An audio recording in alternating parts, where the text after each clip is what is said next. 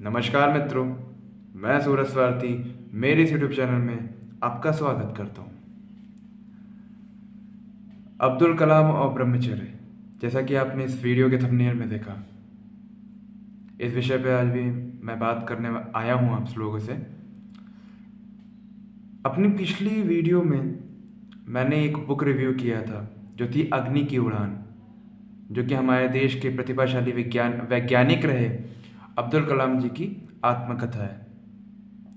उस वीडियो में मैंने आपके सामने एक मैनिफेस्टेशन से जुड़ा संवाद बताया था कि जब शिवानंद स्वामी से अब्दुल कलाम जी मिलते तो उनके बीच जो वार्तालाप होती है वो एक मैनिफेस्टेशन से जुड़ी वार्तालाप थी, जिसमें मैनिफेस्टेशन का साइंस स्वामी शिवानंद जी समझाते हैं कलाम साहब को। इस टॉपिक पे अलग से हम बात करेंगे, लेकिन आज जो मेरा विषय है वो ब्रह्मचर्य को लेकर के है कि अब्दुल कलाम ने अपने जीवन में कैसे ब्रह्मचर्य को फॉलो किया। मैंने अपने ब्रह्मचर्य परिचय में आप लोगों से एक बात कही थी कि अगर आप के जीवन में कोई बहुत ऊंचा लक्ष्य नहीं है, कोई गोल नहीं है, तो ब्रह्मचर्य आप कितना भी नियम फॉलो कर लीजिए, ब्रह्मचर्य आप नहीं कर पाओगे, आप नहीं कर सकते ब्रह्मचर्य, आपका ब्रह्मचर्य टूट जाएगा, क्योंकि कोई लक्ष्य नहीं है, कोई मार्ग नहीं जिस पे आप चलोगे। लेकिन अब्दुल कलाम के जीवन में तो ब्रह्मचर्य था, पर उन्होंने क्या कोई नियम फॉलो किए थे? नहीं, उनके नियम तो स्वतः ही फॉलो हो गए। कैसे? बात करते हैं।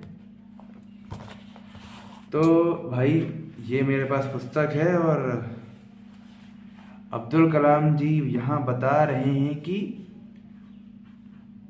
जब वो इसरो में थे, पिछले 2 दशकों के दौरान इसरो की बड़ी परियोजनाओं में काम करने के दौरान मैंने कुछ नियम सीख लिए थे।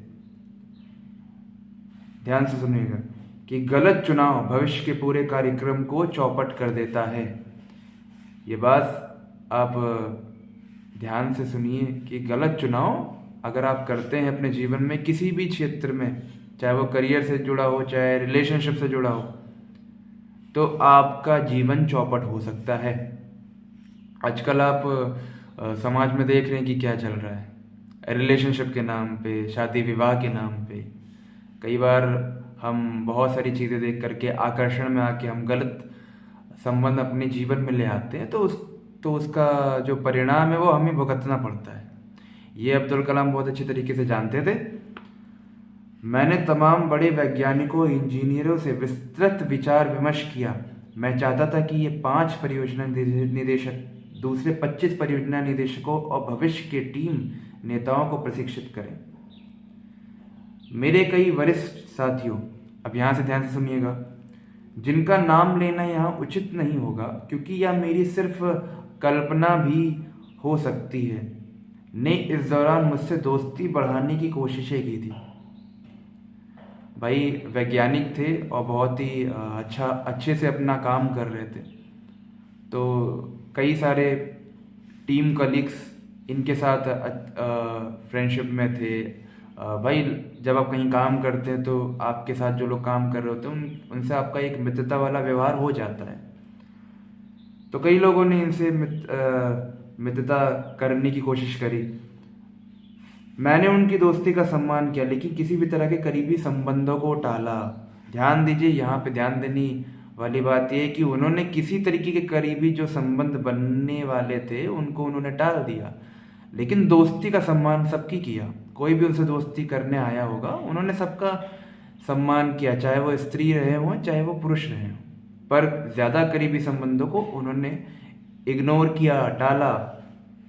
मित्र के प्रति वफादारी के माध्यम से कोई भी आसानी से गलत काम कर सकता है। भाई ये तो जग जाहिर है कि अगर आपके पास कोई ऐसा मित्र है जो आप पे बहुत विश्वास करता है, या आप किसी पे बहुत विश्वास करते हैं, तो वो आपका फ़ायदा उठा लेता है, जो अमूमन संगठन के हित में नहीं होता। अगर आप किसी लक्ष्य को लेके चल रहे हैं तो उसके हित में नहीं है।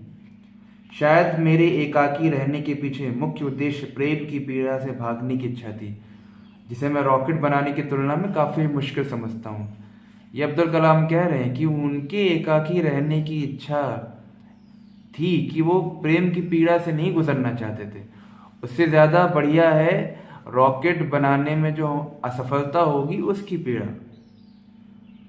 देश में रॉकेट विज्ञान को प्रोत्साहित करने के लिए जीवन में सारी जो मेरी इच्छाएं बस इसी सच्चाई के रूप में साकार हुई हैं।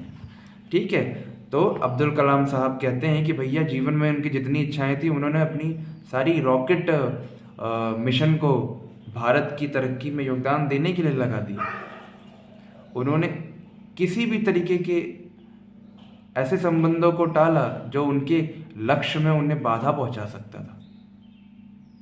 तो भाई जितने युवा इस वीडियो को देख रहे हैं, जितने मेरे स्वार्थी परिवार के भाई इस वीडियो को देख रहे हैं, अब आप लोग खुद सोचिए कि क्या इस ब्रह्मचर्य के लिए जो अब्दुल कलाम साहब ने किया, क्या इसके लिए किसी नियम और किसी साधना की ज़रूरत है? क्योंकि जिसके इतने ऊंचे विचार है उसके लिए तो ब्रह्मचर्य के सारे नियम फॉलो अपने आप ही हो जाएंगे भाई।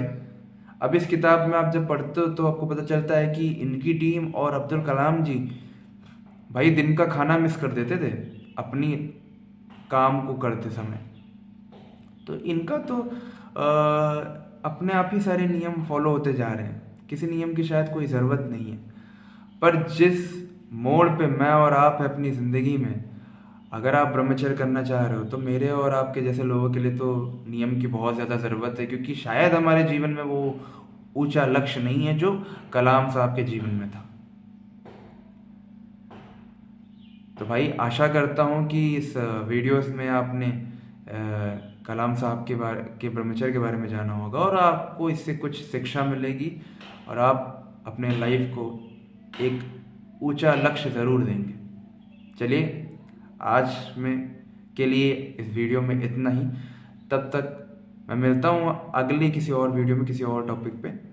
तब तक आपको मेरी तरफ से नमस्कार है।